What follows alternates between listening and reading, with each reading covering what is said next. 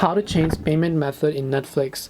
Hey everyone, welcome back to our channel. In this video, I'll guide you on how you can change payment method in Netflix, so make sure to watch the video till the end.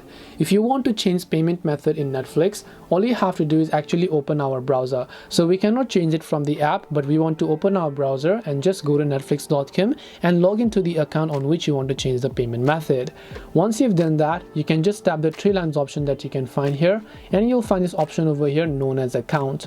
And once you tap this little account option over here, you should be able to see this type of interface where what you need to do is just basically scroll and then look for this option known as manage payment info. Once you tap on manage payment info here, you'll be able to see this type of page. Now, in order to edit or change our payment method, we have to add a new payment method and remove the old one.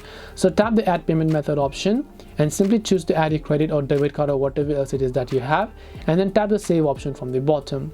Once you've done that, you'll be able to go ahead and then set that as your preferred one and then remove the old one.